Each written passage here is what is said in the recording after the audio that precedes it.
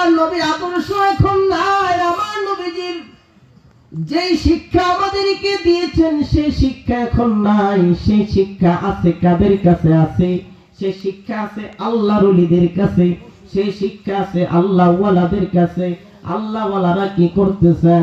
আল্লাহ ওয়ালারা কত আল্লাহর ওলির মাথায় হামলা করেছে, আল্লাহর ওলিদেরকে কষ্ট দিয়েছ। আল্লাহর ওলিদের ভক্তের অভাব নাই, আল্লাহর ওলিদের মুরিদের অভাব নাই।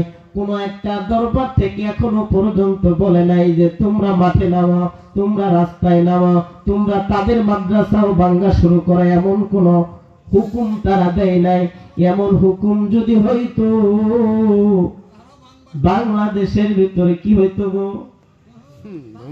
কারণ আল্লাহ ওয়ালা যারা, তারা যে ইসলামটা মানে, তাদের ভিতরে যে ইসলামটা আছে এটা হলো মদিনাওয়ালার ইসলাম।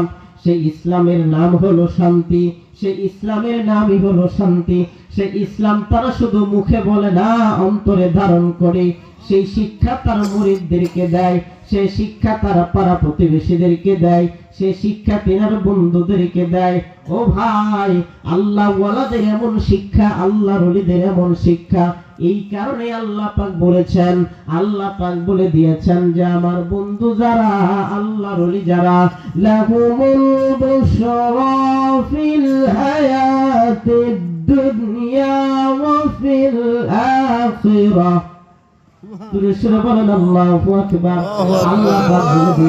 আমার ওই সকল বন্ধুদেরকে আমি দুনিয়াতেও সম্মান দিয়েছি, আখিরাতেও তাদের জন্য সম্মান। জোরে সোরে বলেন সুবহানাল্লাহ।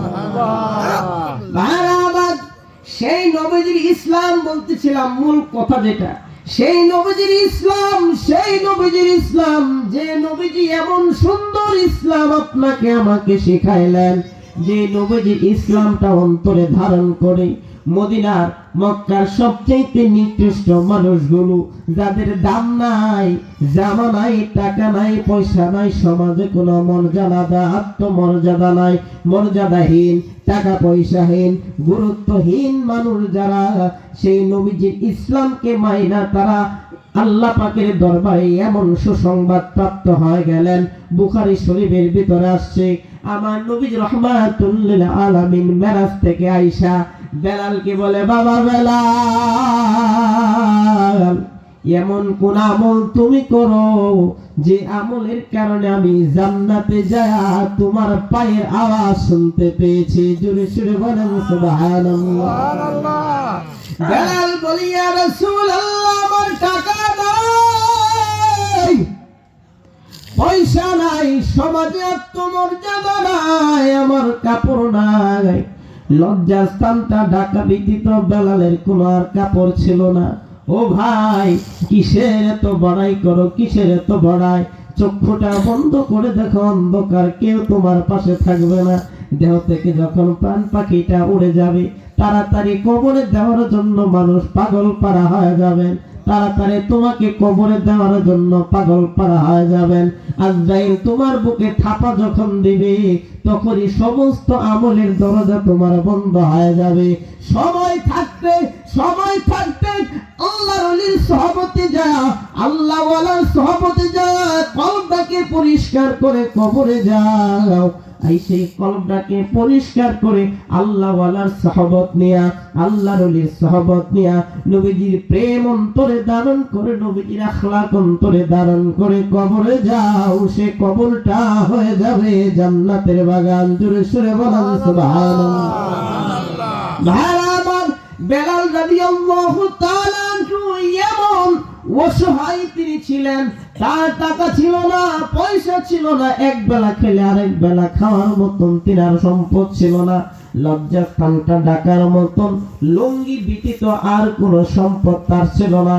আল্লাহ রাসূল বললেন, বাবা বেলাল, আমি যখন আল্লাহ পাকের জান্নাত যখন পরিদর্শন করলাম, জান্নাতের ভিতরে কার পায়ের আওয়াজ জানি আমি শুনতে পাই। জিব্রাইলকে জিজ্ঞেস করলাম, ভাই জিব্রাইল, কার পায়ের আওয়াজ শোনা যায় এই জান্নাতের ভিতরে?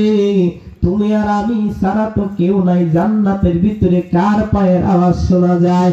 আল্লাহ রাসূল রাহমাতুল লিল আলামিন তিনার উত্তরে জিব্রাইল বলে, ইয়া রাসূলুল্লাহ, যার পায়ের আওয়াজ আপনি শুনতে পান, সে আপনার শেখ বেলাল রাদিয়াল্লাহু তাআলা আনহু জবানটা খুলে জোরে সুরে বলেন সুবহানাল্লাহ।